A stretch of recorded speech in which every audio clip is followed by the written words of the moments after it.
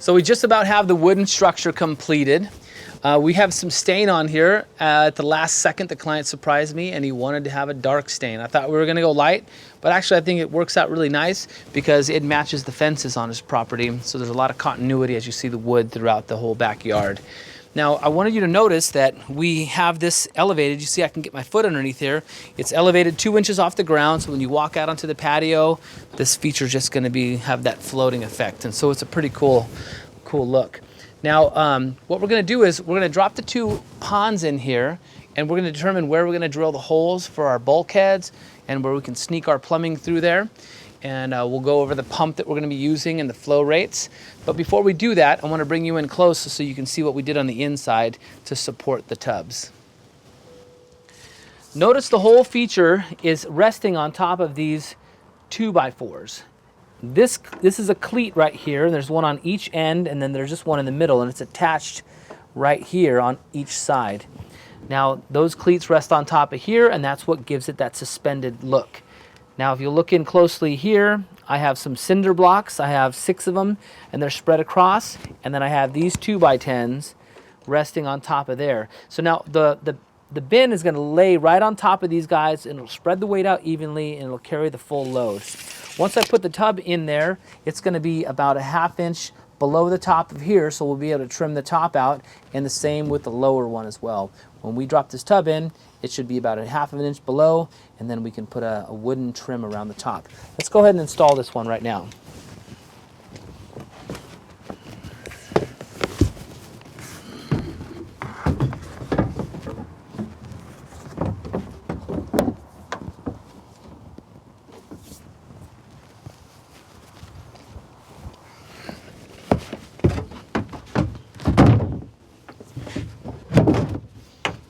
Nice. And now we're ready for plumbing. Before I jump into the plumbing, I want to explain the entire circulation system so when we get into doing it, you understand what we're doing. We're going to have the pump located on this side of the pond, all the way on the opposite side. The pump's going to take water through the side of this wall, so we're going to have to install a bulkhead fitting. We don't want to just take the pipe and run it up over the side. We don't want to see anything. We're going to get it all behind the scenes. So we'll punch a hole through the side. We'll sneak it back between the pond and the wooden structure, and we're going to come up through the bottom of the upper tub on this side of the tub. Now, we're going to be shooting the water through this manifold assembly, and it's going to be distributed across the whole entire bottom of the bog filter, and the water will percolate up and be coming back into the pond. Now, a critical piece that we're going to install is a one-way valve. So that way when you do maintenance on the pump, if you shut that pump off, if you didn't have this check valve, all the water from the bog filter would backflow through the pump and then overflow the sides. So this is a critical piece that we're going to install inside this feature. Now, one thing we don't have figured out about this water feature yet is how we're going to return the water from the bog filter into the pond.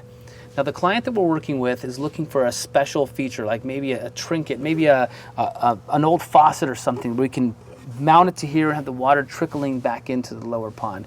But we don't want that to hold us up. We still have a lot of plumbing to do, and we're going to get to that next. I'm Eric Triplett, the Pond Digger. Thanks for watching. Along the mountain range of the highest peaks, down to the endless plains of the deepest sea, to the glacial ice and desert so dry,